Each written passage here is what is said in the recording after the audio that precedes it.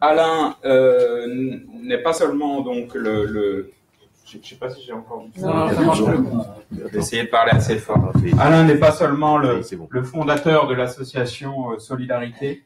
Il est président de la coordination humanitaire et développement qui regroupe 40 ONG et également il est membre du conseil d'administration de Coordination Sud. Donc là on voit encore son engagement dans les différentes plateformes de coordination. Il est au cœur des discussions de l'ensemble de la communauté humanitaire française. Il est administrateur du partenariat français pour l'eau et il a été membre du Conseil national de développement et de la solidarité internationale. Un très fort engagement de l'ONG Solidarité pour l'accès à l'eau dans le monde, et c'est aussi un thème que Alain porte au quotidien. Alain est membre du groupe de concertation humanitaire, et il n'est pas seulement membre du groupe de concertation humanitaire, il est un moteur dans ce groupe de concertation humanitaire. Je l'ai présenté à Dakar et je pense que c'est une bonne définition comme l'interface privilégiée entre la communauté humanitaire et les autorités publiques. Il a à cœur de défendre la nécessité de maintenir le niveau d'aide de la France et de défendre une voie spécifique de la France et en particulier sur les questions de l'accès humanitaire. Quand je disais qu'il était le moteur de ce groupe de concertation humanitaire, une des illustrations en quelle année 2000 tu as écrit ce rapport sur 2009. Il a écrit un rapport conjointement avec Benoît Méribel, directeur de la Fondation Mérieux aujourd'hui, sur ce que devrait être l'action humanitaire française, avec des recommandations précises qui en sont sorties et qui font aujourd'hui justement avancer les débats et la concertation entre la communauté humanitaire et les pouvoirs publics.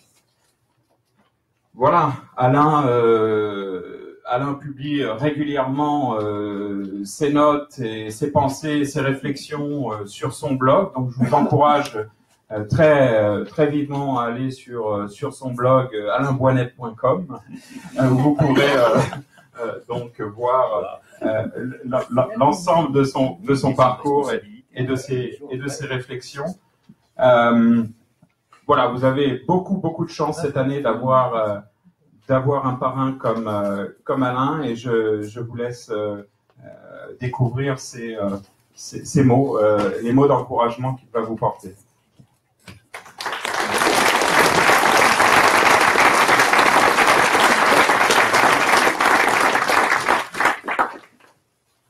Je crois que c'est surtout moi qui ai de la chance d'être ici aujourd'hui parmi vous.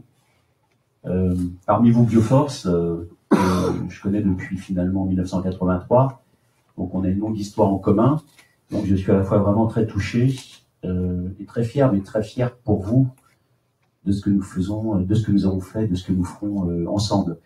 Je voudrais saluer bien sûr Madame Lardy, et je n'oublie pas que j'ai été membre du conseil d'administration de Bioforce à ses côtés, Bernard Sinou, le président actuel, Gilles Collard, et on a partagé aussi beaucoup de choses avec Gilles dans des combats à l'époque où la Commission européenne et ECHO avaient des difficultés budgétaires. Il a fallu vraiment monter au front pour défendre les budgets d'ECHO et donc tout simplement l'action humanitaire. Rory Lohan, et on se voit souvent à Solidarité et ailleurs, et puis Bernard Quinet, ici, avec nous, Bertrand, pardon, Bertrand, et puis toute l'équipe, bien sûr, toutes les équipes de Bioforce, les partenaires, sans lesquels rien n'est possible, et puis vous, voilà, la promotion, la 35e promotion. Bioforce, c'est une longue et belle histoire, pleine de sens. 35e promotion, ça veut dire que Bioforce est né il y a 35 ans. Et Solidarité Internationale est né en 1980, donc ça fait maintenant 37 ans, mais toutes les associations sont aussi représentées, je pense Handicap, ACF, c'est aussi 1980, Médecins du Monde, et beaucoup d'autres. Ça a été la génération de ces ONG qui ont transformé l'aide humanitaire telle qu'elle se pratiquait à l'époque. On a vraiment induit, généré, concrétisé une rupture qui était absolument décisive à l'époque. J'en dirais quelques mots. Donc à l'époque, il y a 35 ans, l'aide humanitaire, évidemment, ça n'était pas ce que c'est aujourd'hui en termes de capacité, de ressources. Et surtout, nous n'avions pas l'autorisation d'aller secourir des populations en danger dans des pays fermés. Nous ne pouvions le faire qu'avec l'autorisation de ces pays ou des acteurs politico-militaires qui les contrôlaient. Et la décision que nous avons prise, c'était simplement de dire ne pas aider une population en danger, c'est non-assistance à personne en danger. Et donc, nous irons secourir les populations en danger, avec ou sans autorisation, et si nécessaire, sans visa, sans autorisation et clandestine. Non pas pour remettre en cause des frontières, mais simplement pour dire les frontières ne sont pas le prétexte à non-assistance à personne ou aux populations ou au peuple en danger. Et ça a été une véritable révolution qui a mis du temps à se concrétiser, enfin qui s'est concrétisée par l'action de quelques pionniers, de quelques organisations qui sont nées à cette époque et qui ont porté ce mouvement, et qui non seulement ont transformé le monde humanitaire international, mais qui ont probablement joué un rôle sur les relations internationales. Aujourd'hui, il y a des humanitaires partout, depuis le Soudan du Sud jusqu'à la Corée du Nord. Évidemment, c'est dangereux, évidemment, c'est pas facile. Il y a une époque où c'était même pas possible d'y aller, sauf à ses risques et périls, à pied, parfois avec des combattants d'ailleurs, parce que c'est le seul moyen d'y arriver et d'être protégé, tout en restant indépendant. On l'a fait, Gilles en parlait, en Afghanistan. Juste une image, quand je suis arrivé en Afghanistan en décembre 80, j'ai vu 1 million ou plus de réfugiés afghans. Il y en avait aussi beaucoup en Iran, qui étaient secourus par les agences des Nations Unies, les ONG. Mais de l'autre côté de la frontière, dans ce pays où il y avait la guerre, il n'y avait personne. Voilà, c'était ça, vous voyez, ça faut retenir. Il n'y avait personne de l'autre côté. Et nous, on a dit, on va aller de l'autre côté. De l'autre côté, il n'y a personne. Et il y a du monde. Parce qu'il y avait beaucoup plus, bien sûr, d'habitants d'Afghanistan que de réfugiés au Pakistan, en Iran. Et on l'a fait aussi au Kurdistan d'Irak, au Kurdistan d'Iran, et dans beaucoup d'autres pays. À chaque fois que c'est nécessaire, on a dit, on va franchir clandestinement ces frontières pour aider ces populations en danger. Et dans le même temps, on est allé plaider cette cause auprès des institutions en disant, mais il y a des populations en danger, nous pouvons les aider, faites quelque chose.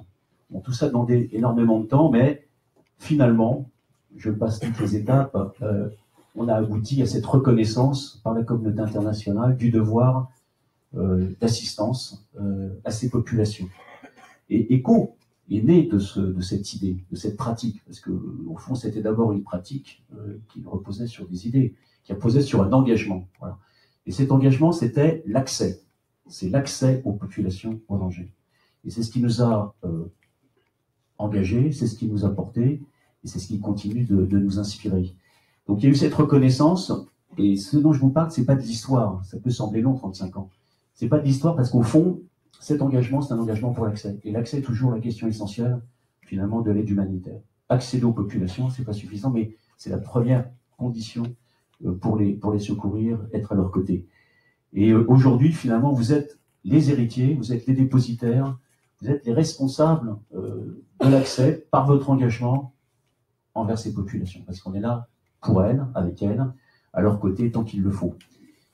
Donc Bioforce, elle représente cette symbiose qui allie à la fois l'engagement, qui est une valeur et surtout une valeur en acte permanente, mais liée aujourd'hui, et depuis l'origine d'ailleurs, mais aujourd'hui beaucoup plus, à l'efficacité. Que l'engagement nécessite l'efficacité. Vous le savez, pour celles et ceux qui ont déjà agi sur le terrain, on n'a jamais assez de ressources pour aider toutes les populations auprès desquelles nous nous trouvons. Et donc l'optimisation de nos capacités, c'est une manière de mieux les aider, de plus les aider. Et donc c'est l'efficacité, bien sûr, qui fonctionne en binôme avec la qualité. Parce que la qualité, c'est une efficacité. Donc ça, c'est l'engagement humanitaire, c'est vraiment cette proximité avec les populations, cette écoute, cette empathie. Empathie, ça vient du mot grec temps et du mot éprouvé, vous voyez. Et donc, en fait, l'empathie, elle est importante avec les populations qui souffrent. Il faut comprendre leur souffrance, il faut comprendre ce qui leur arrive. C'est pour ça qu'on est là. Et c'est pour répondre à leurs besoins vitaux, en les accompagnant, finalement, de la crise vers la paix, quand la paix revient. Et donc, au fond, voilà, c'est se sentir concerné, c'est se sentir responsable, et c'est pour ça qu'on est là, c'est pour ça qu'on sera sur le terrain, que vous serez sur le terrain bientôt à leur côté. C'est le fameux savoir-être, finalement. Si on veut résumer, l'engagement, c'est le savoir-être. Ça. Le savoir-être passe par l'engagement. Et être efficace, c'est le savoir-faire. Ça, c'est c'est le binôme aussi qui inspire Bioforce et qui, au fond, nous inspire depuis l'origine. Parce que nous sommes nés à la même époque, et je peux vous dire que c'est pas par hasard. Et je dois dire qu'il n'y a pas d'école comparable dans le monde à Bioforce. Et donc, qui continue à assumer cette mission en la diversifiant, en la développant. 2900 personnes formées l'année dernière, c'est exceptionnel. Et donc, voilà, vous irriguez l'aide humanitaire internationale, vous en êtes le sel. C'est une grosse responsabilité assurée parce que, voilà, on vous regarde et vous voulez faire la différence. Donc, être efficace, c'est vraiment la finalité, quelle que soit votre fonction, qu'on soit logicien, administrateur, chef de mission, et toutes les fonctions programme, la finalité, celle-là, elle est la même. C'est ce qui nous rassemble, c'est ce qui nous unit. Être efficace. Et puis la recherche d'efficacité, elle peut aussi se doubler, mais ça, c'est à chaque association d'en faire le choix. C'est à chacun d'entre nous de décider de faire quelque chose de plus. On peut bien sûr, à partir des situations auxquelles on est confronté sur le terrain, témoigner de ce qu'on voit, témoigner de ce qui se passe. C'est aussi une manière de secourir. C'est à chaque association de déterminer comment elle entend le faire. Et puis il y a des grands combats qui ont été menés par ces ONG. Je pense à la lutte de l'handicap international contre les mines antipersonnelles et maintenant contre les bombes à soumission. Et bombarder les civils, c'est pas la guerre, évidemment. Je pense à l'action menée par ACF, puisqu'il y a les représentants de ces ONG ici, de la lutte contre la faim, bien sûr, mais qui passe par les programmes de nutrition. Je pense à la Croix-Rouge, qu'il n'est pas nécessaire de présenter, qui fait partie d'une grande famille dans laquelle la protection est au cœur du métier. Et nous avons porté à solidarité l'accès à l'eau potable, l'hygiène et l'assainissement, parce que il y a maintenant une douzaine d'années, on s'est rendu compte de deux choses. D'abord, c'était que l'eau insalubre est un vecteur majeur de mortalité. Une mortalité, ou si je puis dire, un fléau silencieux, qui tue encore environ 2 600 000 personnes chaque année, notamment plutôt des enfants de 0,5 ans. Et donc, on l'a découvert, on ne le savait pas. On a décidé de le porter parce qu'il n'y avait pas de voie pour ça. Il y avait des voies pour d'autres choses, mais c'était une voie complémentaire. Et on a porté ça en disant, nous, on n'est pas capable de tout faire en matière d'eau, d'hygiène, d'assainissement, mais en portant ce combat et en le partageant avec d'autres, au fond, on mobilisera peut-être les institutions internationales plus qu'il ne le faut, plus vite, mieux, pour lutter contre cette mortalité par l'accès à l'eau potable, l'hygiène, l'assainissement, voilà, qui est un des besoins vitaux, comme manger, c'est ça, hein, c'est se nourrir, c'est boire évidemment, c'est être abrité, c'est être soigné, enfin c'est des besoins vitaux de tout être humain où qu'il se trouve. Donc ces combats, c'est aussi important à porter pour faire plus que ce qu'on peut sur le terrain. Il y a toujours plus à faire. Il y a toujours plus à faire. On est toujours débordé par les responsabilités qu'on a prises. Ce que je voudrais dire justement, c'est que pour essayer de resituer brièvement hein, le contexte dans lequel vous allez être amené à intervenir, part d'un constat qui était celui d'Antonio Guterres quand il était donc le directeur du Haut Commissariat aux réfugiés des Nations Unies. Maintenant, il est secrétaire général et c'est une bonne nouvelle. Il a déclaré en 2014 que la communauté internationale n'avait pas les capacités, les moyens de faire face aux besoins des populations confrontées, victimes des conflits dans le monde. Et c'est probablement cette analyse, ce constat, c'est pas une analyse, c'est simplement un constat malheureux, qui a conduit le secrétaire général des Nations Unies, M. Ban Ki-moon, à organiser le premier sommet humanitaire mondial qui a eu lieu l'année dernière à Istanbul, qui a été accompagné par un processus qu'on appelle le Grand Bargain, et qui part de cette constatation qu'on a atteint des limites collectives au niveau international face aux besoins humanitaires dans le monde, et qu'il fallait réfléchir ensemble à la manière d'optimiser nos capacités, d'être plus efficaces. Alors, plus efficaces pour accéder à plus de populations et mieux répondre à leurs besoins vitaux. Parce que, comme vous le dites, former, c'est sauver des vies, l'action humanitaire, c'est sauver des vies, et puis aussi accompagner ces populations finalement de la guerre ou de la catastrophe vers la reprise du développement à travers des phases intermédiaires qu'on appelle stabilisation ou reconstruction. Donc, il y a ce sommet humanitaire mondial, il y a ce grand bargain, je peux vous dire que ça mouline, même si parfois on peut être sceptique, et qu'il va y avoir des changements et c'est nécessaire. Et je voudrais dire que dans ce Grand Bargain, il y a par exemple, et c'est un exemple, il y a une dizaine de priorités, il y en a une qui est celle du lien entre les situations d'urgence et les situations de développement.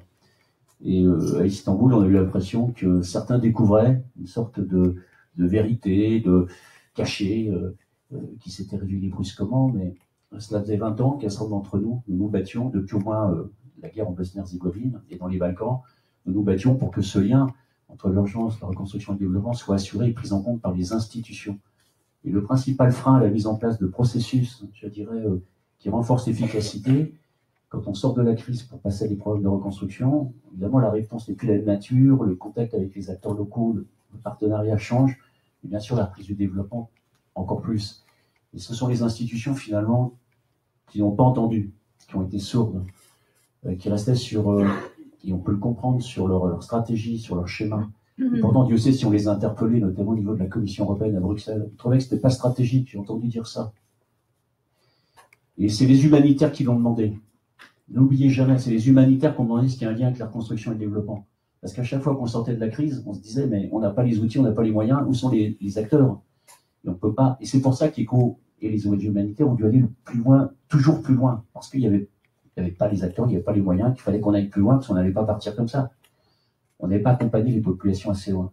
Donc, le combat des ONG, c'est aussi, y compris dans le cadre du premier sommet humanitaire mondial, de faire bouger les institutions. On est sur le terrain, donc on pressent, on voit les besoins, l'évolution des besoins. C'est à nous de faire remonter ce que l'on voit et ce qu'on propose pour que des décisions soient prises à un niveau, je dirais, international. Il aura fallu, c'est pas encore fait, il y a eu des gros progrès dans ce lien, mais ça fait quand même, vous voyez, la fin de la guerre en Bosnie, c'était 1995, des accords de Dayton, décembre 95. Voilà. Et à l'époque, pour la reconstruction de Sarajevo et de toute la Bosnie, on a été confronté à cette question-là. En plus, c'était un pays développé, avec des grosses infrastructures, c'était pas simple. Moi, j'ai le souvenir que les gens de la Banque mondiale, à l'époque, on se disait, est-ce qu'on s'en va, ou maintenant que la paix est venue, on revient, ou est-ce qu'on reste? Et ils nous ont dit, mais vous êtes là depuis 3, 4, 5 ans, vous connaissez la population, vous avez leur confiance, il faut que vous restiez. Donc on s'est mis à Sarajevo, figurez-vous, à reconstruire des immeubles de 10 étages, en faisant des appels d'offres avec des entreprises. On a refait des rues, on a refait des abribus, l'éclairage. C'est pas notre métier. Mais on l'a fait parce qu'on était là, et que si on l'avait pas fait, ça aurait été fait, mais peut-être 1 an, 2 ans plus tard. Voilà. Que c'était bien de relancer la vie économique, la vie sociale, de permettre aux réfugiés de rentrer. Voilà. On a fait ce lien qui a mis tellement de temps, je veux dire, voilà. Maintenant, il est pris en compte. Espérons que ça se fasse vite et bien. Je voudrais aussi prendre un exemple, si vous voulez, des défis absolument phénoménaux. Il faudrait beaucoup de temps pour en parler dans le détail, les défis phénoménaux auxquels l'aide humanitaire va être confrontée. Alors, d'abord, l'aide humanitaire, elle apporte des réponses concrètes, elle progresse, donc tout ça, c'est très positif. Les objectifs du millénaire pour le développement ont été, entre 2000 et 2015, un formidable instrument de développement dans tous les domaines. Et les ODD, les objectifs de développement durable 2015-2030, sont aussi un outil alors qui a été remarquablement amélioré et qui a été extrêmement participatif. C'est des pays qui sont en charge des ODD. Il va falloir les aider parfois à le faire parce que dans les pays les plus pauvres et dans les pays affectés par des crises, c'est là qu'on a le plus de mal d'atteindre les ODD à l'horizon 2030, évidemment. Ça, c'est des formidables instruments et politiques qui répondent aux besoins vitaux des populations partout.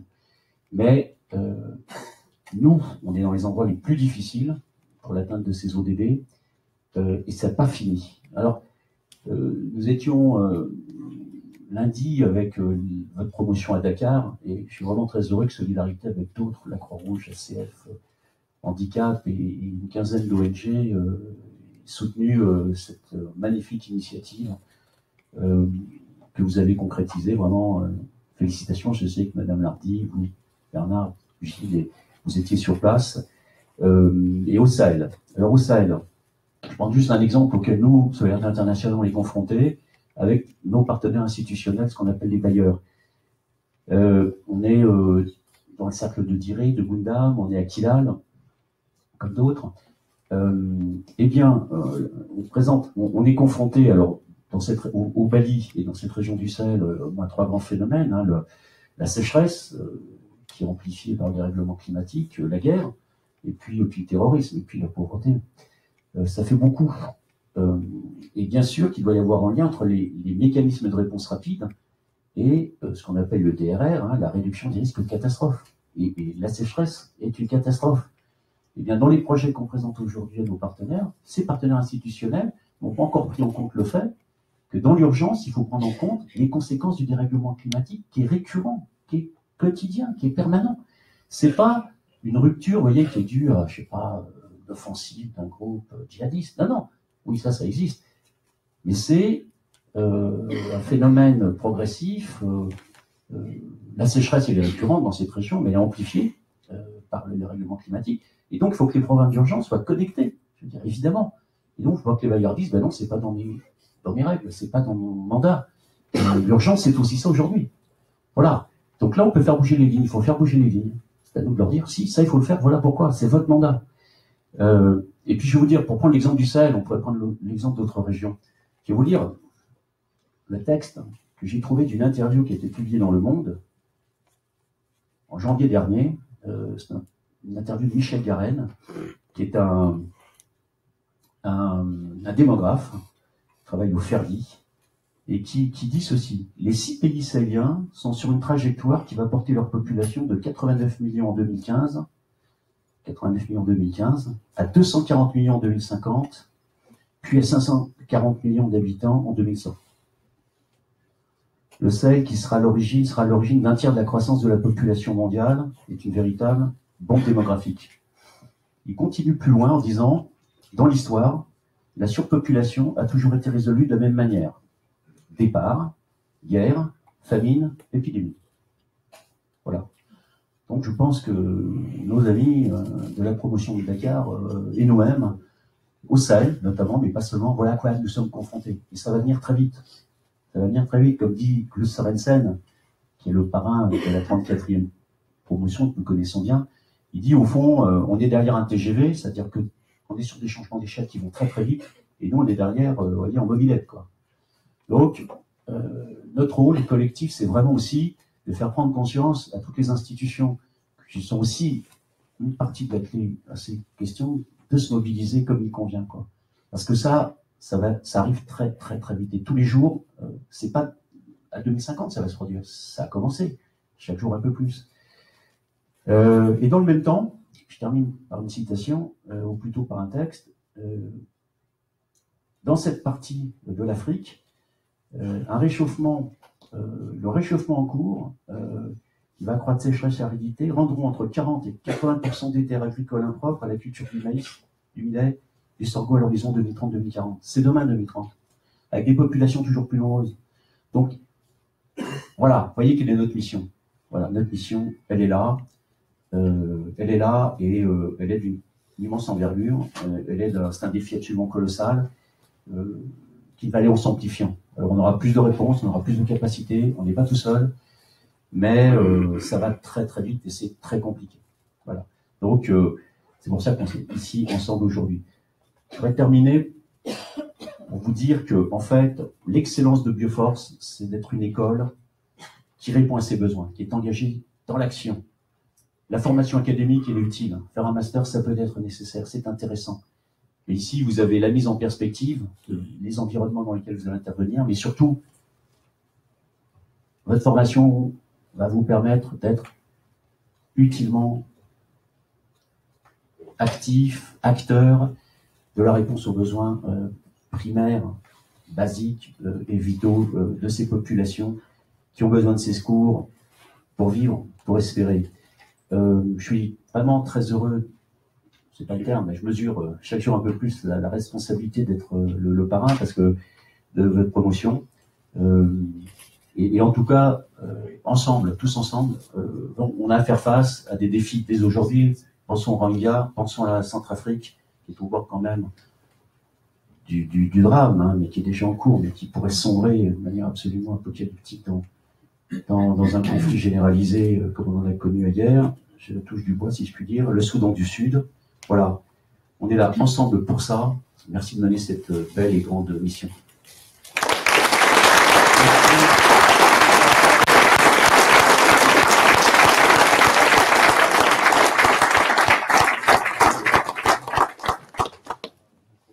Merci Alain. Merci Alain d'avoir dressé l'ensemble des enjeux qui, au final, donnent beaucoup de perspectives, même si c'est pas toujours des perspectives heureuses, mais qui donnent beaucoup de perspectives à cette 35 promotion. Je crois que là, si elle avait encore des doutes, elle sait pourquoi cette promotion est ici, et comme le disait le président, on va tout faire pour vous préparer au mieux face à tous ces défis que tu as mentionnés. Donc je pense que voilà, la parole est à vous. Profitez-en, profitez de ce moment, profitez de la richesse de l'expérience d'Alain pour voilà, poser vos questions, vos remarques, vos réflexions. Qui ose le premier?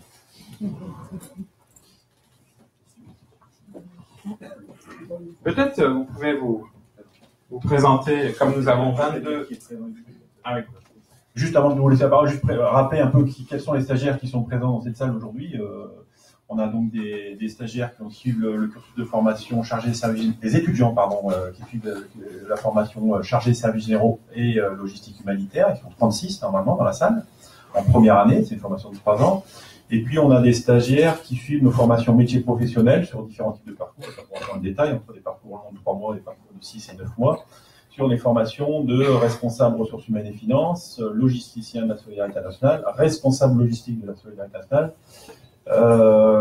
coordinateur de projet et responsable, voilà, ils mettent ça ensemble à peu près. Ils sont donc, ils présentent une promotion, c'est à l'arrivée en septembre de 119 stagiaires, qui sera complétée par des stagiaires qui vont arriver en janvier, stagiaires qui suivront des formations responsable projet eau, hygiène, assainissement, ils arrivent en janvier, et des nouveaux parcours courts qui démarreront en avril prochain. Donc ça sera au total une promotion de plus de 200 stagiaires d'ici juillet. Voilà, puis je voulais aussi citer, en la présence dans la salle, des coordinateurs de formation qui ont la responsabilité de chacun de ces programmes de formation. Catherine Pérez qui coordonne la formation CSGLH, les services et logistique humanitaire. Yann Cadière qui coordonne la formation coordinateur de projet. Philippe Maquet qui coordonne plusieurs parcours, responsable ressources humaines et finances, long et court, et puis responsable logistique aussi également. Et enfin Cyril Cadier qui est aussi coordinateur de programme de formation, qui gère lui les parcours longs, logisticien, responsable logisticien et responsable projet ou d'assainissement. Voilà, je voulais les citer pour que tout le monde soit bien fait des différentes personnes à la salle. Je vous laisse la parole. Merci. Je m'appelle Habiba Lazinga et je suis en parcours intégral en logistique, responsable logistique de la solidarité internationale. Et j'ai suivi avec beaucoup d'attention votre intervention, vos interventions à vous tous. Et dans tout ce que vous avez dit, je me retrouve totalement dans plusieurs situations que j'ai plus ou moins vécues. Voilà. Ce que je n'ai pas bien compris, c'est au fait, il y a des abréviations. J'ai pu noter juste ODD. Je suis très savoir ce que ça veut dire, ODD. On est déjà dans l'information. S'il vous plaît. Non, mais c'est une bonne question, et puis c'est une question sur un sujet vraiment important. Brièvement, pour aller à l'essentiel, parce que c'est au fond assez simple. Les ODD, c'est l'Assemblée Générale des Nations Unies qui, en septembre 2015, a décidé d'ouvrir un cycle qui s'appelle les objectifs de développement durable entre 2015 et 2030, avec des objectifs. Il y a 17 objectifs qui sont en plus déclinés, qui doivent être atteints, alors sous la responsabilité des pays, dans le cadre des Nations Unies, mais avec l'ensemble des acteurs qui peuvent y concourir. C'est des objectifs ambitieux, puisque l'idée de mettre fin à la pauvreté dans le monde, vous voyez, voilà, faire l'essentiel très vite, c'est pas peu de choses. Et il y a des 17 objectifs, et il y a un certain nombre qui ont été agrémentés avec un certain nombre de, comment peut-on dire, d'indicateurs qui sont suivis par tout l'appareil statistique des Nations Unies et d'autres structures nationales de suivi. Et c'est vrai d'ailleurs pour les pays dans lesquels nous intervenons, mais c'est vrai aussi les ODD pour la France, pour la Suisse. Ça concerne finalement tous les pays du monde. Chacun à sa manière. mais ça concerne tout le monde. Et donc, la France a dû présenter aussi un programme sur l'atteinte des ODD à l'horizon 2030. Vous voyez. Alors ça, vous le retrouvez facilement sur Wikipédia ou sur les sites internet, parce que c'est un agenda international majeur qui a été précédé donc par les OMD, les objectifs du millénaire pour le développement, qui eux ont couvert la période 2000-2015 et qui ont généré vraiment des progrès. Moi, je le vois dans le domaine de l'eau, l'hygiène et l'assainissement.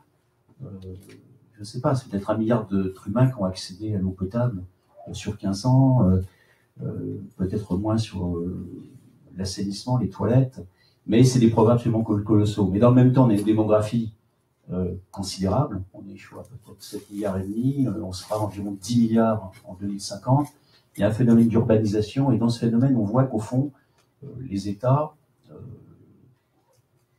dans le phénomène d'urbanisation, donc dans les pays en développement, disons ça comme ça, dans le phénomène d'urbanisation, les services publics vont moins vite que l'augmentation de la population. Et donc, par exemple, dans l'urbanisation des pays pauvres, il y a un recul sur l'accès à l'eau potable par rapport à ce qu'on avait réussi auparavant. Donc, au fond, voilà, c'est vraiment une bataille, quoi. C'est vraiment une bataille à gagner. Et alors, il y a une question sous-jacente quand même, qui est la question du rôle des humanitaires dans les ODD. Bon, les humanitaires, comment dirais-je? D'abord, c'est les États qui sont responsables de l'atteinte de ces ODD, avec bien sûr la contribution de tous les acteurs. Nous, on a la particularité, les humanitaires, d'être dans les pays les plus difficiles, voilà, affectés par des guerres, par des catastrophes. Donc c'est eux qui ont le moins de chances d'atteindre les ODD. Et en plus, les humanitaires ne sont pas les responsables de la réalisation des ODD, soyons clairs. Ce sont les États dans le cadre des Nations Unies. Mais on doit y concourir. Et on est dans les situations les plus difficiles. Voilà. Donc évidemment, le process urgence, reconstruction, développement, il prend tout son sens dans ce contexte-là. C'est là que ça va être le plus dur, donc c'est à nous de nous faire entendre aussi pour que ces pays soient pas oubliés, parce que sans solidarité internationale, les pays les plus affectés par ces crises sont les moins bien lotis pour atteindre les objectifs par définition. Ils y arriveraient déjà difficilement ou pas en situation de paix, alors vous imaginez. Donc c'est une grande responsabilité aussi d'y concourir, sans que nous soyons responsables et les seuls responsables de cela, quoi. Mais on a notre part de responsabilité.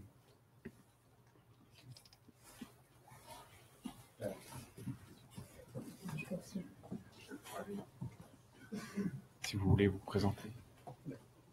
Merci beaucoup pour la parole. Je m'appelle Mbonye Mzee Shaif. Je suis originaire de Congo-Kinshasa, tout précisément à Goma. J'ai bien suivi votre discours. Tout à l'heure, nous étions peut-être dans l'euphorie, nous l'avons eu, nous allons commencer la formation, mais je pense que vous nous avez remis les idées en place. Je pense. Moi, personnellement, parce que j'ai vécu des situations à Goma et au Congo, et quand je me suis réfugié en France, j'ai traversé des situations pas faciles. On a toujours pensé que en France ou en Europe, en Occident, c'est la belle vie, mais c'est pas ça. Quand on est réfugié, on traverse des situations difficiles dès le début, et après, quand on a le courage et la volonté, on s'en sort quand même. Tout à l'heure, vous avez parlé de monsieur le représentant du préfet, je pense. Il a dit, faites attention à vous. Mais vous avez évoqué une situation qui me semble un peu contradictoire avec faites attention à vous. Alors, c'est laquelle? Vous avez dit, avec l'organisation, avec l'évolution, vous êtes arrivé à faire en sorte que vous intervenez sans l'autorisation des États. Je suis dans la formation de responsable logistique, parcours intégral. Et je pense que la sécurité va de soi. Alors j'aimerais savoir comment vous faites sans les autorisations des États pour pouvoir intervenir. Est-ce que ça ne met pas en danger et la population et nous-mêmes qui serons demain à servir ces populations? Merci pour cette question. Alors, d'abord, je parlais surtout d'une époque qui remonte aux années 80, et ensuite, nous n'avions pas d'autorisation, et surtout, les acteurs humanitaires de l'époque ne franchissaient pas les frontières sans autorisation, sans visa, donc ils n'y allaient pas. C'est frappant. Il y avait beaucoup de monde dans les camps de réfugiés, mais d'autre côté, il n'y avait personne. Voilà. C'est ça la différence. C'est de dire on y va à nos risques et périls. Voilà, c'est un choix personnel. On a le droit de prendre des risques. On a le droit. Après, il faut assurer. Mais on y allait, faites attention à vous pour faire attention à eux. Pour faire attention à eux. C'est pour ça qu'on est là aussi. Faites attention à nous, mais on fait attention pour faire attention à eux. Ce que vous dites me touche d'autant plus que le 18 juin, donc, il y a eu une attaque sur le complexe hôtelier à côté de Bamako, qui s'appelle le Kankava, et que nous avions là notre administratrice de la mission Mali, Bladia, gabonaise, qui a été tuée. Il y a un groupe djihadiste qui a attaqué, elle a été tuée. Elle est morte pour secourir les autres. Et c'est à côté de Bamako. Donc, je serai assez direct, hein. Je pense qu'il faut bien y penser. L'aide humanitaire, c'est ou la guerre ou les catastrophes, avec toute l'insécurité que ça génère. Donc, par définition, s'engager en humanitaire, c'est prendre des risques. Voilà. Ça, il faut être clair là-dessus. Parce que sinon, le jour où on est confronté à ces risques, si on s'y attend pas, si on n'a pas pensé, on est un peu plus démunis que si on y a pensé, que si on s'est formé, évidemment. Et heureusement, aujourd'hui, on se forme à la gestion des risques. Et toutes les ONG ont des cadres, je dirais, des process de formation, des matériels, des modes opératoires pour assurer la sécurité. Et on sait bien que maîtriser la sécurité, c'est la condition pour délivrer les secours. Moi, j'ai le souvenir d'une mission d'évaluation que j'ai menée avec notre chef de mission Rwanda après le génocide. On était allé au Burundi. Et notre chef de mission était quelqu'un d'extrêmement déterminé, je dirais, et expérimenté. Et quand je l'ai quitté après cette mission Burundi, qui était vraiment l'objet d'un génocide au Congo, comme je disais, je lui ai dit, Dim, il s'appelle Dim Nguyen, je lui ai dit, Dim, il faut que tu peux pas mettre la barre de la sécurité à ton niveau de compétence. Parce que la moyenne des expats ou des nationaux, ils vont pas être capables d'assumer ce niveau-là, quoi, qui est trop élevé. Donc il faut te dire que la sécurité, il faut que tu le mettes au bon niveau, parce que c'est parce qu'on assure la sécurité qu'on peut délivrer les secours. Mais il faut prendre des risques, parce que c'est parfois en prenant des risques qu'on passe. C'est parfois parce qu'on ne prend pas de risques qu'on ne passe pas. Moi, je me souviens avoir fait une mission Darfour. J'ai eu des impressions, des discussions assez surréalistes. Parce que bon, l'accès au Darfour, dans certaines zones, le Djebel Mara et d'autres, il fallait prendre des risques. C'était relatif, parce qu'en fait, même les autorités permettaient le passage dans les zones rebelles, et vice-versa. Vous voyez, comme on a progressé dans l'aide humanitaire. Il y a une époque où on n'aurait pas pu faire ça. Et maintenant, c'est un standard international. Même le régime de Khartoum laisse passer les humanitaires entre les zones qu'il contrôle et les zones rebelles. Vous voyez, c'est un progrès, je dirais, dans l'humanisation de la guerre. Disons ça comme ça. Eh bien, il y a des ONG ou des humanitaires qui ne voulaient pas y aller. Et ils disaient, mais le respect du droit international humanitaire doit m'assurer la sécurité d'accès aux populations. Et attendez, la réalité, c'est pas ça dans une guerre. Bien sûr que le DIH est important, bien sûr qu'il faut le faire respecter. Et c'est à vous de le faire respecter, et nous, en humanitaire, on doit accéder aux populations en danger. Alors, on ne peut pas le faire tous les jours, partout, à 100%. Après, c'est une sorte de gymnastique, excusez l'expression, mais et de sport, quoi. Il faut savoir sortir, il faut savoir revenir, il faut savoir dialoguer.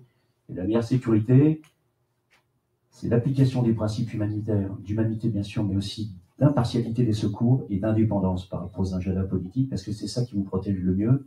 C'est ça qui fait que les populations vous perçoivent pour ce que vous êtes, c'est-à-dire des humanitaires et rien d'autre. Ils peuvent comprendre pourquoi vous êtes là pour secourir les uns les autres. C'est pas toujours simple, hein. Quand vous êtes à Sarajevo, vous passez les checkpoints croates, bosniaques et serbes, je peux vous dire qu'ils vous donnent des messages pour le camp d'en face, hein. Et c'est pas des messages d'amitié. Mais ils vous laissent passer. Ils vous laissent passer. Parce que vous aidez leur population, ils peuvent admettre qu'on aide la population du camp adverse. Voilà, c'est ça qu'il faut. C'est ce qu'on appelle l'espace humanitaire. Voilà, enfin, on l'appelle comme ça, on n'en parle plus beaucoup de cet espace, mais il faut le développer, cet espace humanitaire. Ça dépend aussi de nous. Il faut dialoguer, il faut discuter, y compris avec les chefs de guerre, y compris dans les checkpoints. Ça, il faut savoir le faire pour passer et assurer la sécurité des équipes pour y arriver. Donc voilà, oui, l'aide humanitaire, c'est une prise de risque et il faut la gérer pour accéder aux populations de manière durable. C'est toute la difficulté de l'action humanitaire dans ce domaine. Bonjour, Anna Godinot, je suis en parcours responsable ressources humaines et finances. J'ai deux questions en fait.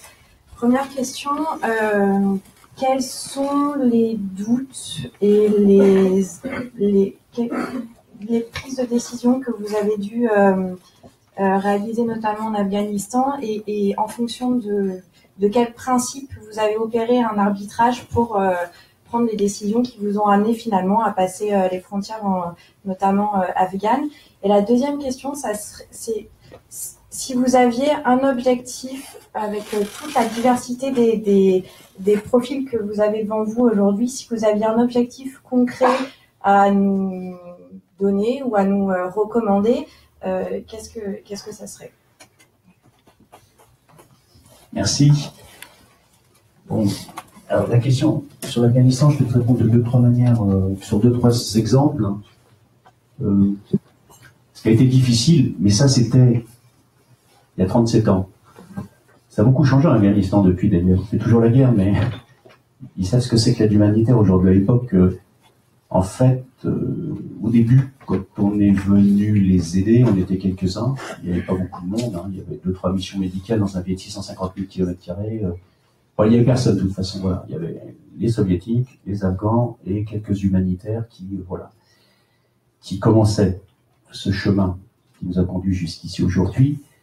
À partir du moment où on leur amenait une aide humanitaire, d'abord ils ne savaient pas ce que ça voulait dire humanitaire, et à partir du moment où on allait les aider, ils nous disaient, les paysans, j'ai bien regardé écrire, mais qui avaient une culture, ils disaient, mais c'est pas besoin de blé dont on a besoin, c'est d'armes, donnez-nous des armes. Vous voyez. Donc déjà, il a fallu leur expliquer que nous on n'amenait pas d'armes, et qu'on leur amenait autre chose, et de quoi avaient-ils besoin. Bon, ça a été, on a appris, à l'époque quand on n'était pas médecin, dans un pays comme ça, vous rentriez clandestinement, habillé en afghan, avec des barbes, avec des combattants. Vous n'aviez pas des 4x4, des radios, et puis des moyens pour développer un programme hygiène assainissement. On ne savait même pas ce que c'était. On ne connaissait pas le pays. C'était la guerre, donc c'était... Et donc, on a inventé autant que possible. Les médecins, ils avaient cette formation, donc ils pouvaient soigner des malades et des blessés. Nous, c'était plus compliqué. Et je vais revenir justement sur un des objectifs du Grand Darien, qui est le cash transfert. En fait, on s'est rendu compte d'une chose. Alors je dis ça, c'est pas de l'histoire non plus, ça peut sembler lointain, mais en fait, on est toujours confronté à des situations comparables. Voilà. Vous retrouvez des situations comparables aujourd'hui même avec tous les moyens dont nous disposons. On s'est dit, bah alors on va faire appel aux Afghans pour qu'ils nous fournissent des chevaux, des dromadaires. On va acheter du blé en Pakistan, je simplifie, puis on va le transporter là où ils en ont besoin parce que il y a eu une offensive, les récoltes ont été détruites, etc., etc.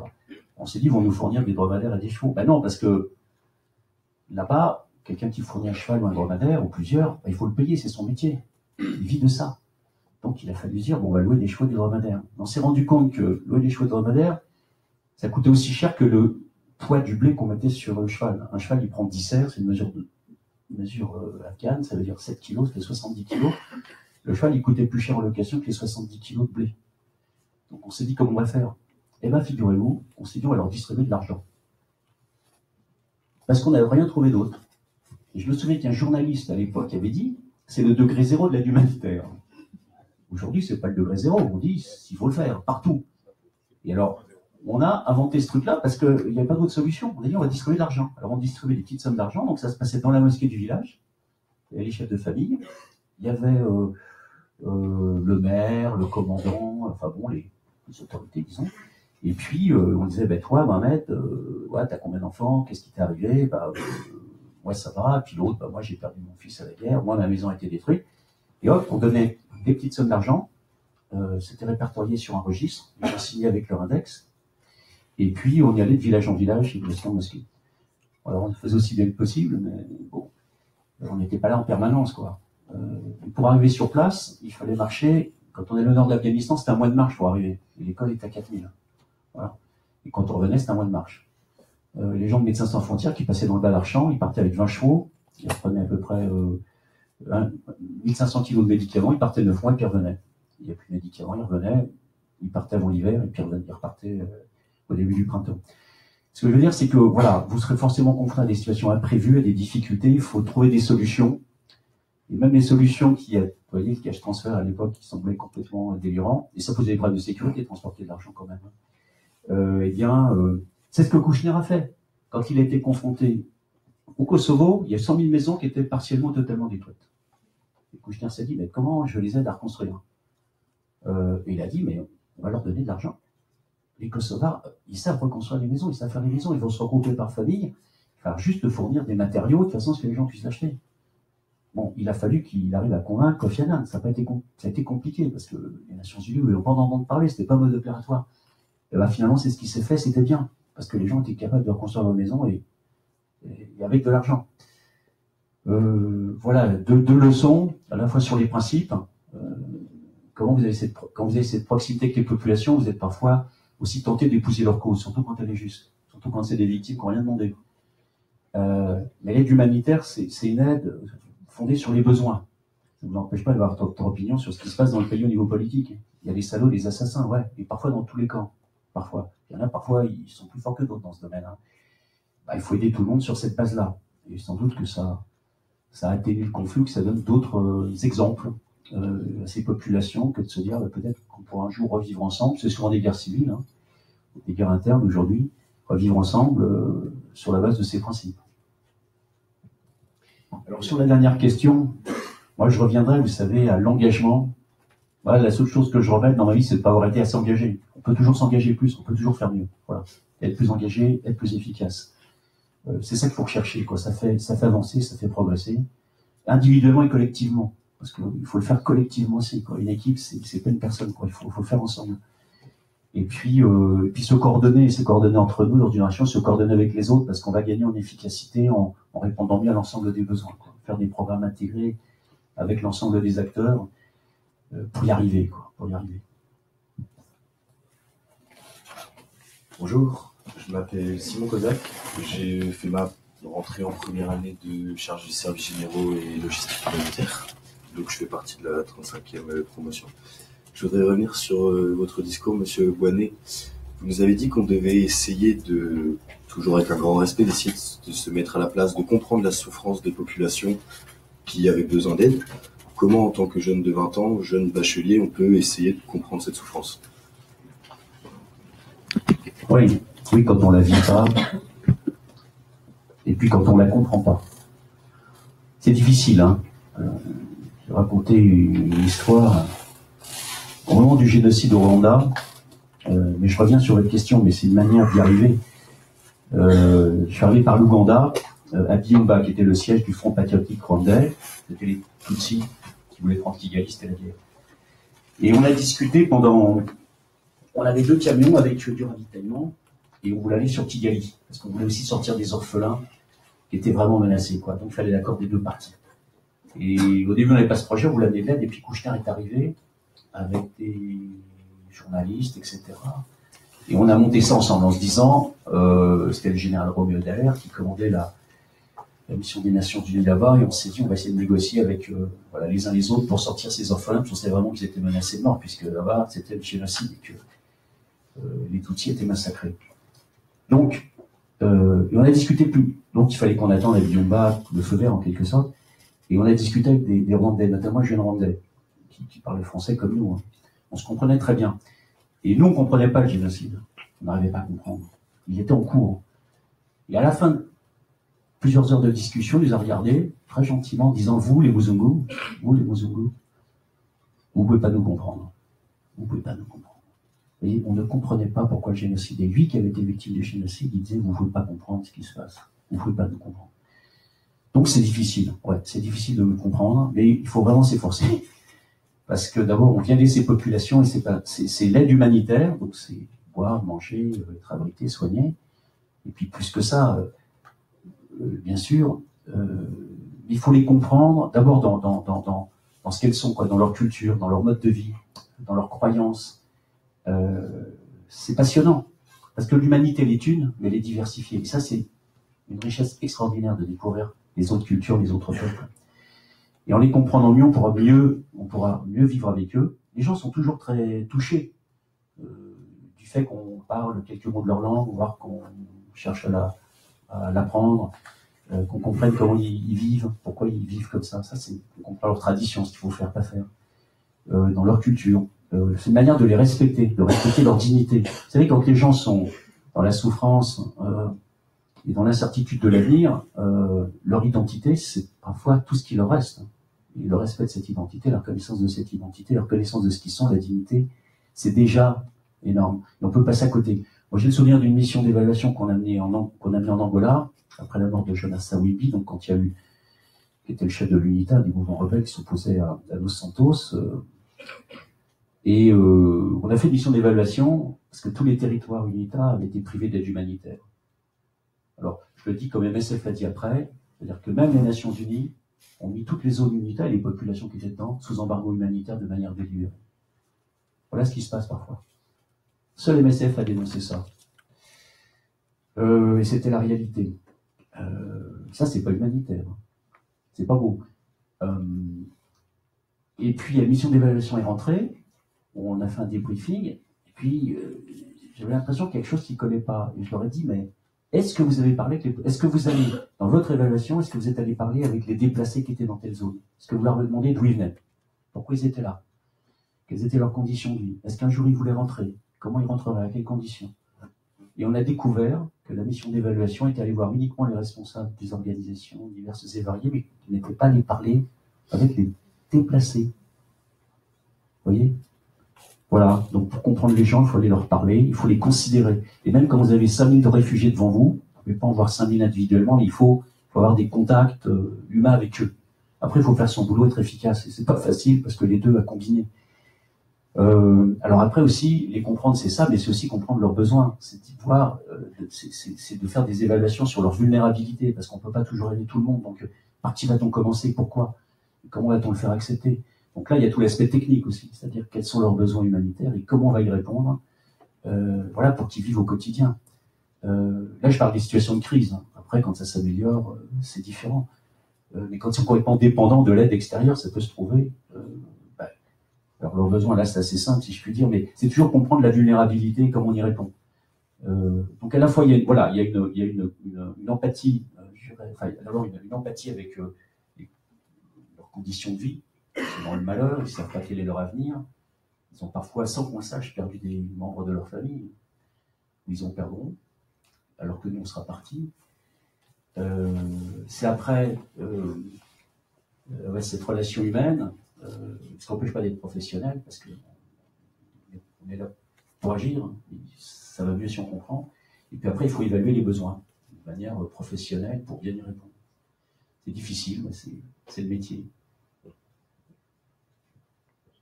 Oui, bonjour, Cyril Brière, je suis en parcours responsable logistique. Vous parliez assez justement tout à l'heure des nouvelles problématiques de dérèglement climatique.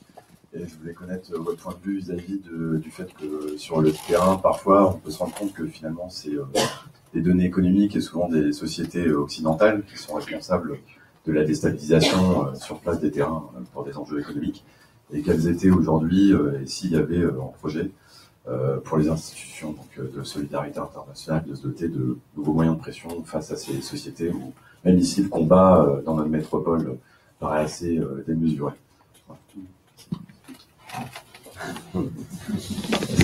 Alors, on est confronté au dérèglement climatique et à l'amplification sur la régularité, l'amplitude de ces catastrophes. Hein, ça semble assez clair, et puis ça perturbe les modes de vie de population, notamment dans les pays en développement, entre les nomades, les sédentaires, voilà, puis il y a la démographie qui vient s'ajouter à tout ça, donc ça crée des tensions et des conflits. D'ailleurs, certains pensent que la guerre au Darfour, finalement, est d'abord due à cela, quoi. Pression démographique sur la terre, dérèglement climatique, des tensions entre les éleveurs et les sédentaires. C'est une cause sans doute, une des causes très importantes. Comme au Rwanda, la démographie est aussi probablement une cause sous-estimée du génocide. Quand il y a 300 habitants km² avec tout le monde agriculteur, qu'il n'y a plus 1 mètre carré à cultiver, comment fait-on, quoi? Quand la population du Rwanda et du Burundi, elle va doubler ou tripler dans les décennies à venir. Donc là, comment ça se passe, quoi? Qu'est-ce qui se passe? Alors le développement est sans doute la réponse, hein.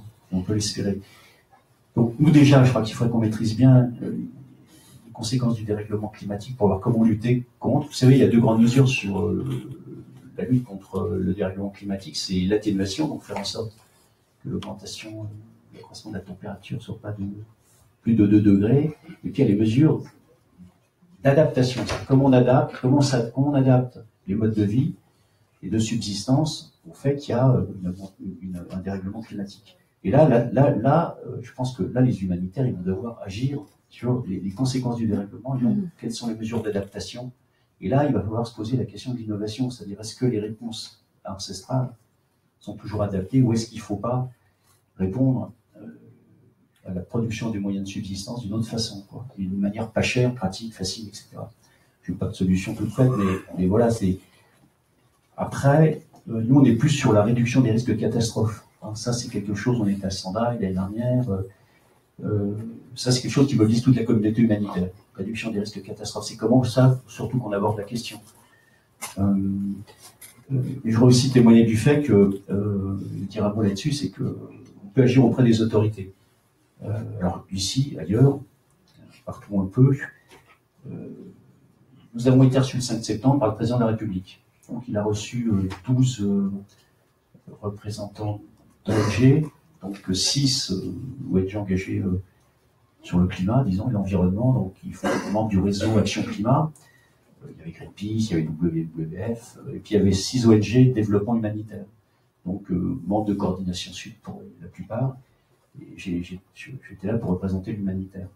Et donc, les ONG engagées sur les questions du climat. Alors, il y avait le président de la République, à sa droite, il y avait Nicolas Hulot, à sa gauche, il y avait Jean-Yves Le Drian, plus Frédéric Vidal, qui est ministre de l'enseignement supérieur, de la recherche et de l'innovation. Donc là, les messages, on les a fait passer. Le lendemain, d'ailleurs, Nicolas Hulot présentait à l'Assemblée nationale son plan climat. Vous avez entendu ce qu'a dit le président de la République à l'Assemblée générale des Nations Unies en réponse à ce que Donald Trump a dit. Parce que le climat, ça, c'est sans frontières aussi, quoi. Ça, c'est sûr. Donc, le protectionnisme, allons, on peut le comprendre.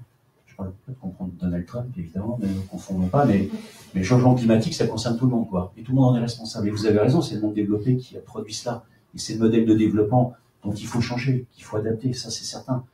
Bon, c'est tout l'enjeu, quoi. C'est tout l'enjeu, c'est que nous, on montre, le monde développé montre l'exemple et aide au niveau des technologies nécessaires. Je veux dire, les pays qui ne sont pas développés de s'en équiper pour ne pas suivre les schémas de développement que nous, on a mis en œuvre parce qu'on ne savait pas.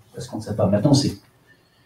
Donc, nous, c'est surtout les programmes DRR, réduction des risques de catastrophes, dans lesquels le changement climatique est majeur. J'ai d'autres exemples ici, mais attendez, c'est absolument faramineux. Vous voyez, là, par exemple, le recul des glaciers, réchauffement climatique, recul des glaciers himalayens. Le débit de fleuves comme l'Indus, le Gange et le Brahmapoutre pourra priver des centaines de millions d'habitants de ressources suffisantes en eau et nourriture, tout en limitant l'accès à l'énergie. Vous voyez ce que ça veut dire, la fonte du glacier de l'Himalaya, avec ces grands fleuves, ces populations si nombreuses. L'élévation continue du niveau de la mer, ça concerne aussi New York. Alors comme ça permet de mieux comprendre. On a 16 villes de plus de 10 millions d'habitants situées sur le littoral. Voilà. Alors ça, je ne sais pas ce qu'on aura à faire nous, en tant qu'humanitaires, parce que c'est d'abord la responsabilité des grands acteurs internationaux, des États, et aussi des entreprises, vous avez raison. Et d'ailleurs, vous avez vu qu'il y a des grandes entreprises aux États-Unis qui ont dit pas d'accord avec vous, Donald Trump, et nous, on est sur le dérèglement climatique, les mesures vertueuses, les mesures concrètes. Donc c'est cette dynamique qu'il faut soutenir, à laquelle il faut participer. C'est vital. Bonjour, Amir Siam. J'ai une petite question. Alors, vous avez énormément de vécu, vous avez beaucoup voyagé, et c'est pour savoir en fait comment, mentalement, avec ce que vous avez vu, je pense que vous avez vu des choses pas très jolies, mais comment vous avez réussi à tenir mentalement sur la longue durée? Je pense qu'en Burundi, est-ce qu'il y a un moment où vous vous dites on arrive dans un pays, les gens meurent, c'est normal. Est-ce que ça devient une normalité ou est-ce que en revenant, vous essayez de vous détacher en vous disant, je sais pas, faut que je parte 6 mois dans un pays où il y a la plage, ou... Vous avez dit que vous vouliez vous engager encore plus, enfin, vous auriez voulu faire plus.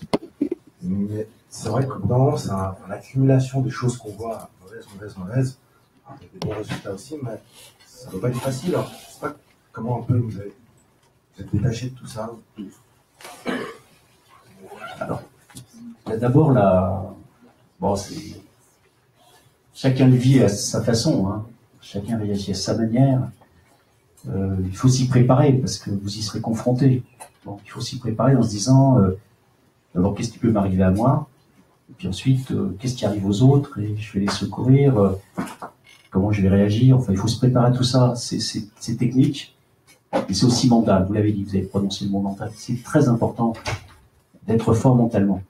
Et pas fort pour être insensible, mais fort pour encaisser ce à quoi vous êtes en empathie. Après, il faut être réaliste. C'est-à-dire que voilà, la guerre, c'est pas nouveau et c'est pas fini. Et il y a toujours des raisons à la guerre, même quoi qu'on en pense. Nous, on est en dehors de ça. Les gens qui se battent et qui tuent et qui sont tués, ils ont des raisons de le faire, même, quelles qu'elles soient. Donc, c'est des réalités qui nous dépassent. Nous, on est là pour sauver les vies, sur la base des besoins. La guerre, c'est pas nouveau, mais c'est vrai que quand on prend son histoire, on voit quand même qu'il y a une humanisation de la guerre. Il y a les conventions de Genève, la création de la Croix-Rouge. Henri Dunant, la bataille de Solferino. C'est quand il a vu tous ces blessés qui n'étaient pas soignés, qu'il a pensé à la Croix-Rouge. Voilà. Donc tout ça, c'est des progrès.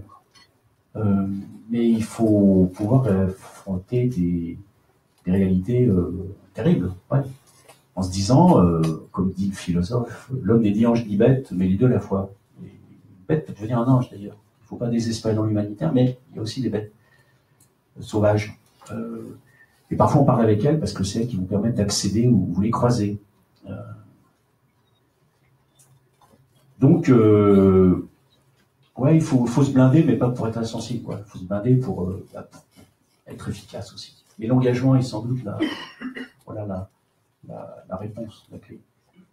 Ce qui est parfois difficile, c'est de rentrer, parce que évidemment, quand on rentre, on est dans un autre univers et c'est plus les mêmes règles. Alors, c'est parfois plus difficile de rentrer que de partir. Ça dépend des gens. Parce qu'on se dit quand même d'où je viens et qu'est-ce qui se passe ici, quoi. Et en plus, les gens ne sont pas contents. Ils ne se rendent pas compte de la chance qu'ils ont. Bien sûr qu'il y a des problèmes. On ne se rend pas compte de la chance quand même. Il y a des problèmes à régler. Ça, c'est sûr. Voilà. Alors, je vais revenir parce que j'ai pas. Voilà, il faut se renforcer mentalement. Donc, il faut y penser. C'est-à-dire comment je réagirais, qu'est-ce que j'accepte, qu'est-ce que j'accepte pas. Enfin, comment je vais vivre ça. C'est comme la sécurité, ça se gère. C'est votre attitude parfois qui est la première cause de sécurité ou d'insécurité. Si vous réagissez bien, vous générez de la sécurité. Si vous réagissez mal, vous mettez en cause votre propre sécurité. Donc c'est important de penser à soi-même, pourquoi on est là. Et plus les motifs sont forts, et plus vous avez d'atouts pour faire face, quoi. Et plus vous êtes aussi compétent dans ce que vous faites. Et c'est une histoire personnelle.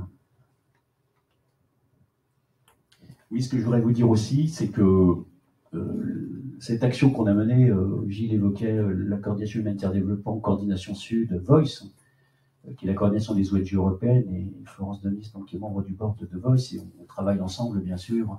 Et puis IDVA, à un niveau plus international. Nous, on cherche aussi beaucoup à faire bouger, dans le bon sens, les autorités françaises. Donc, lorsqu'on a rencontré le président de la République, ce que j'ai retenu, et il l'a dit en public, il l'a redit dans son intervention, enfin dans son allocution aux Nations Unies, il a dit « Je vais porter l'aide publique au développement de la France de 0,38% du RNB, revenu national brut, à 0,55%. Dans les 5 ans qui viennent de s'écouler, l'APD n'a pas cessé de diminuer. Le standard international, c'est 0,7%. Il y a quelques pays qui l'ont atteint, pas beaucoup, 7-8 peut-être, d'autres qui s'en rapprochent. Et la France est à 0,38% de son RNB dédié à la sécurité internationale. La Grande-Bretagne est à 0,7%, l'Allemagne est à 0,7%. Bon, et ça a baissé depuis 5 ans, un peu remonté en 2017. Et là, le président de la République a dit, Alors, bien sûr qu'on s'est battu pour ça. On s'est battu pour ça. Tout au long du quinquennat et bien avant. Il a dit, on va porter l'APD, l'aide publique au développement, de 0,38% à 0,55%. Donc on va passer de 8 milliards 600 millions d'euros à 14 milliards 800 millions d'euros. Ça fait plus d'1 milliard par an sur le quinquennat. On espère qu'il tiendra parole et surtout qu'il va trouver les moyens pour ça, parce que dans le contexte actuel, il faut trouver les marges de manœuvre, c'est pas fait, c'est pas joué. Mais je crois que c'est l'ensemble de sa politique qui doit y concourir, évidemment, parce qu'il y a d'autres investissements à faire. Voilà, et moi j'ai demandé 3 choses. Dans le domaine humanitaire, je vais dresser faire une présentation de ce que qu'était l'humanitaire et des défis auxquels on était confrontés. D'ailleurs, comme le disait Gilles, c'est sur mon blog. Donc si vous voulez en savoir plus, allez voir, non mais surtout parce qu'il y a de l'info, et puis il y a plein d'autres sources d'informations. Coordination Sud, qui a publié un communiqué de presse à ce sujet. Moi j'ai demandé 3 choses, je lui ai dit, Monsieur le Président, la moyenne, les pays de l'OCDE, donc c'est des pays développés, ils consacrent 10% de leur APD, en moyenne, 10% de leur APD à l'aide humanitaire. Certains, comme l'Allemagne, c'est 4,5%, mais ils ont une APD à 18 milliards d'euros, donc vous voyez ce que ça fait. Les États-Unis, c'est 20% d'APD dédiés à l'humanitaire. Nous, en France, on est à 1%. Donc je lui dis, mais il faut juste se mettre au niveau de la moyenne. Donc si vous voulez, si demain, ça se fait de manière progressive entre 2018 et 2022, on va passer d'un peu plus de 100 millions d'euros, 100 millions de dollars, à 950 ou 1 milliard de dollars. Vous voyez ce que ça change comme ressources pour les acteurs humanitaires d'avoir 900 millions d'euros de plus sur la période. Après, je lui ai dit, mais Monsieur le Président, bon, parce qu'on a vu quand même que le ministre des Affaires étrangères, le Président de la République, ont mis la question de l'accès aux populations, notamment aussi en Irak, comme une priorité, comme une ligne rouge.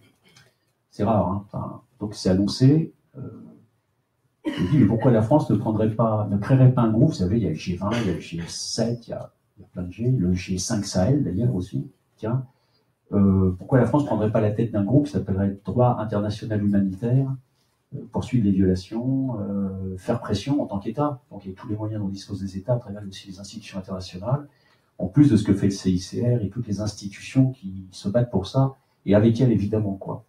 Et 3, je lui ai dit, il y a une conférence nationale humanitaire fin mars, début avril à Paris, ça sera la 4e, ça c'est le résultat du rapport qu'on a fait avec Benoît, on avait proposé cette conférence nationale humanitaire, on avait proposé 3 choses, il ne faut pas désespérer, on peut toujours faire progresser les choses, on avait proposé 3 choses, la mise en place d'un groupe de concertation humanitaire, ministère des Affaires étrangères, ONG, ça a été fait. L'organisation d'une conférence nationale humanitaire, l'objectif c'était d'impliquer les autorités françaises avec les acteurs humanitaires, voilà, pour faire progresser l'humanitaire ensemble, et surtout faire bouger l'État, et puis ensuite que la France se donne une stratégie humanitaire, qu'elle n'avait pas. Tout ça, ça a été fait. Maintenant, ça c'est des leviers pour aller plus loin. Je lui ai dit, Monsieur le Président, avec le ministre des Affaires étrangères, ouvrez la 4e conférence nationale humanitaire et dites-nous ce que vous allez faire sur le quinquennat pour que la France progresse. Elle a vraiment des marges à faire de progrès, quoi. Donc voilà, il faut d'abord et avant tout, dans l'action, faire son travail le mieux possible, dans une équipe, dans une organisation, et après on peut, avec cette organisation, personnellement, concourir à des objectifs plus vastes qui sont aussi indispensables. Bonjour, je suis Jérémy Albert, en formation de coordinateur de projet. Voilà, c'est justement sur ce sujet que je voudrais revenir. En fait, j'ai appris hier sur le site de Coordination Sud.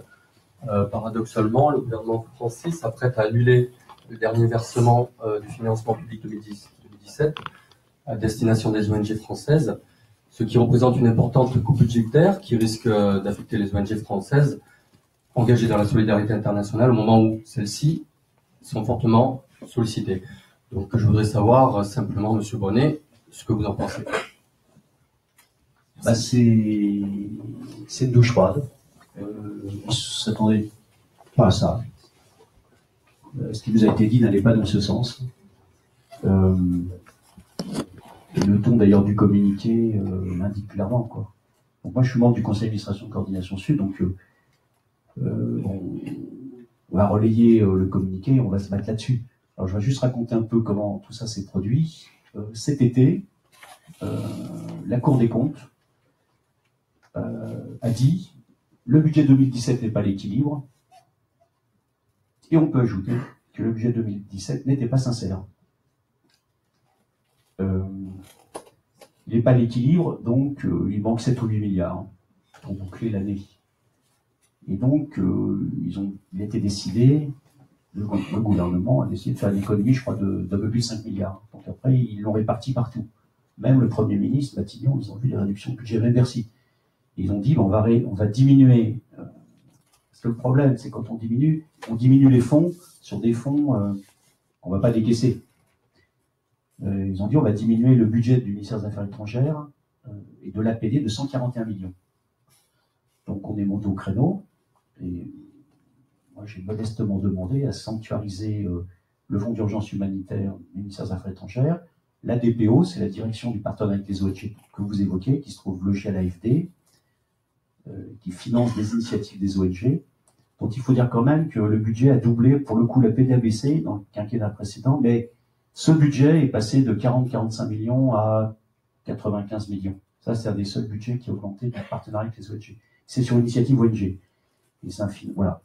Et puis, un autre instrument qu'ils ont mis en place récemment à l'AFD qui s'appelle la facilité de lutte contre les vulnérabilités, qui va permettre justement ce lien entre l'urgence et le développement, de 100 millions d'euros, et qui est financé par d'autres, qui n'est pas financé par les mêmes ressources que l'aide publique au développement. Donc ça n'a pas été touché.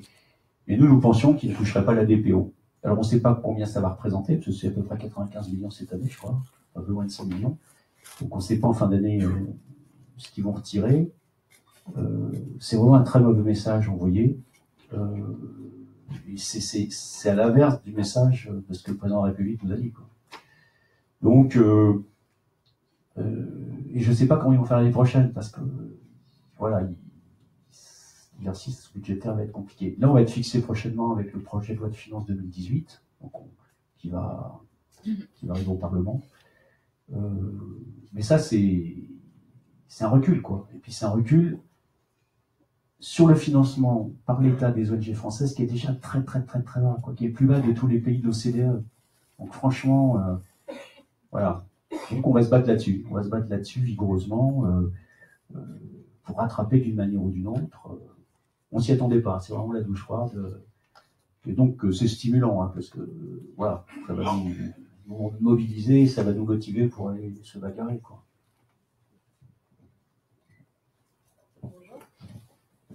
Je suis Émilie Lucas, j'intègre la formation coordination de projet. Je voudrais revenir à la problématique que j'avais abordée tout à l'heure sur le réchauffement climatique, ou par l'atténuation ou l'adaptabilité. Après, comment gérer le fait de certaines mesures qui peuvent aller, qui paraissent efficientes, mais peuvent aller à l'encontre de certains contextes culturels, se frotter un petit peu aux tabous, aux interdits de certaines cultures, ou à l'encontre des normes liées au genre. Comment on peut essayer de trouver des compromis qui soient viables pour un projet, même si parfois il faut faire certains compromis par rapport aux cultures locales.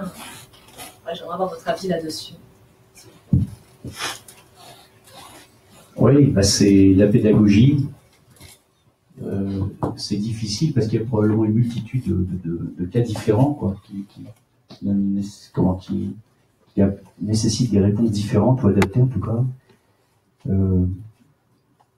Ce qui semble quand même, ça va être du bon sens mais aussi de l'expérience, c'est que il faut faire voir, quoi. Il faut faire toucher du doigt, il faut concrétiser le sujet. Parce que je ne sais pas dans quel pays il s'agit, quelle population. Toucher à leur tradition, à leur mode de vie, c'est toucher à eux, hein.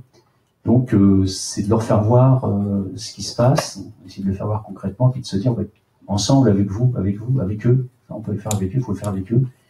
C'est de voir concrètement comment, par l'action, par le test, comment on peut les faire évoluer dans leurs pratiques, dans leurs coutumes, quoi.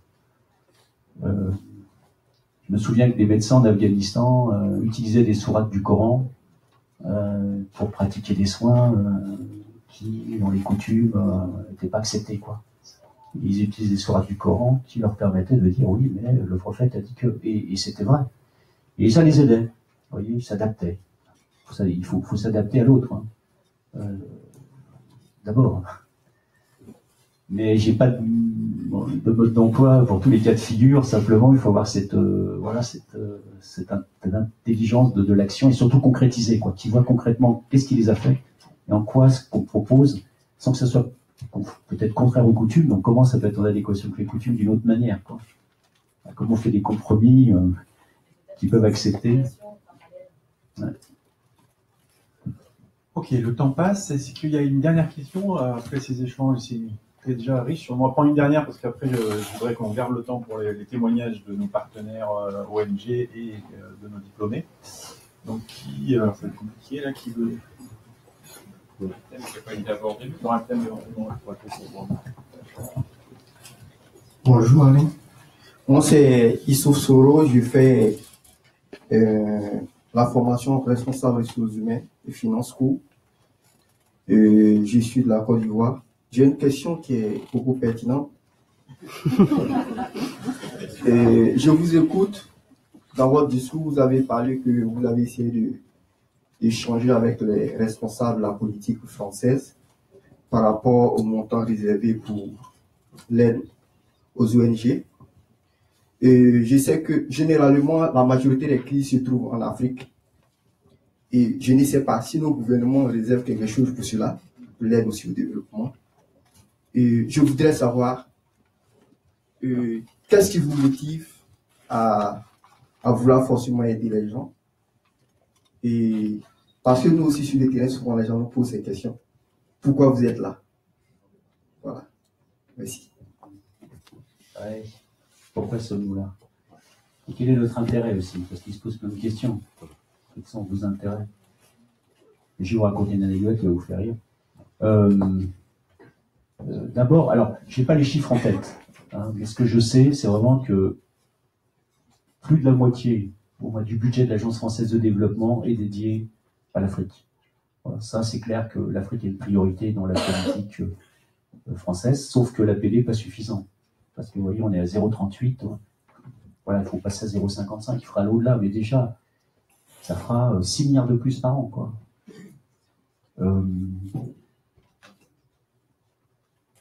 Ça donne des moyens quand même. Alors le président il a dit aussi une chose très intéressante. Je dis ça pour nous les ONG et vous les humanitaires d'aujourd'hui et de demain. Il a dit, je n'avais pas beaucoup entendu les ONG le dire, donc ça veut dire qu'on avait loupé un truc là. Il a dit mais il y a l'APD, mais il y a aussi la bureaucratie de l'APD. La bureaucratie de l'APD, ça coûte cher. On paye des experts avec des frais de mission tellement considérables. Il y a des compétences qui pourraient coûter moins cher, qui sont aussi expertes. Et donc, il va falloir aussi réformer la bureaucratie de l'APD. Pour ça, c'est intéressant, parce que ça, c'est certain qu'il faut le faire. Toujours se poser la question, parce que ça coûte cher, la bureaucratie de l'APD. Il en faut une. Mais est-ce que c'est la plus efficace? La plus efficace. Après, je vais raconter une anecdote.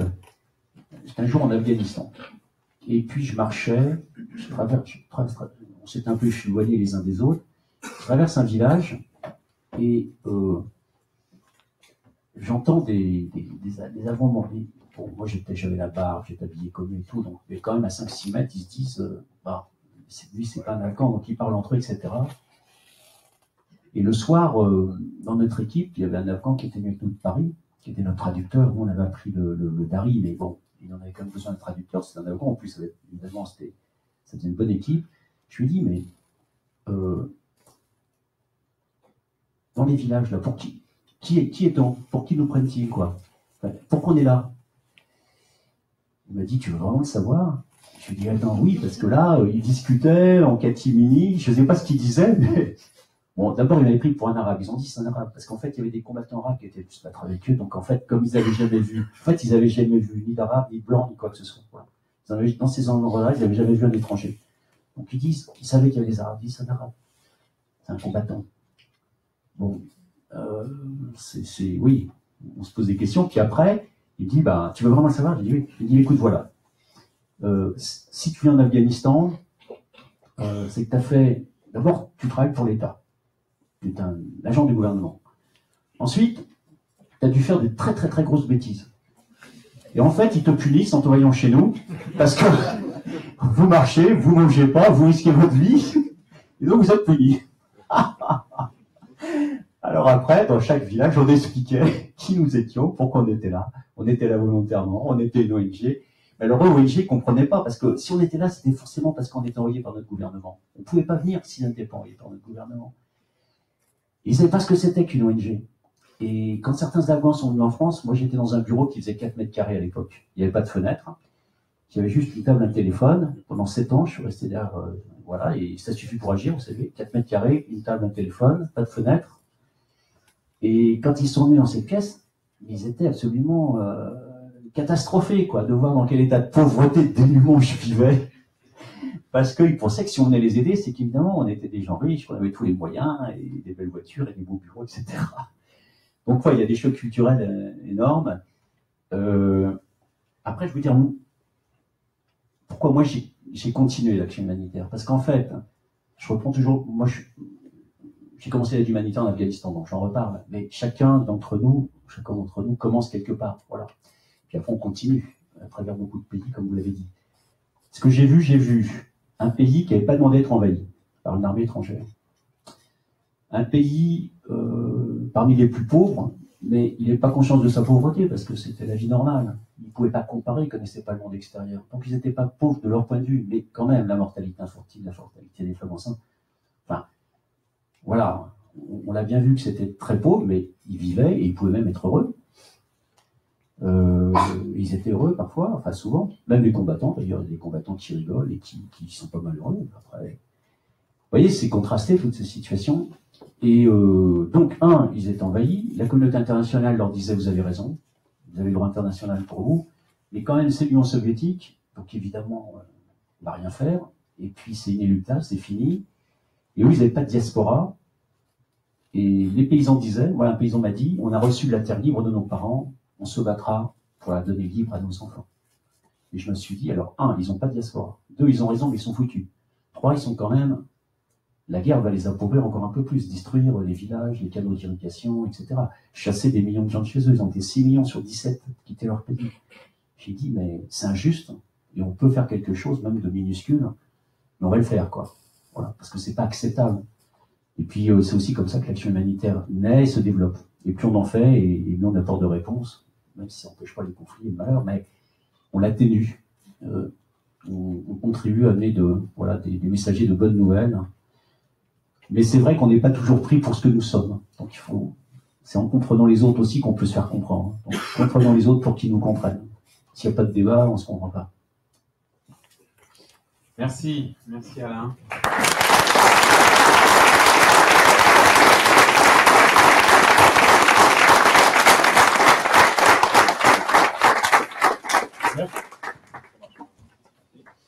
Merci à vous, merci pour vos questions, toutes pertinentes. Je crois qu'on a abordé vraiment une diversité de thèmes et je crois que c'était très riche.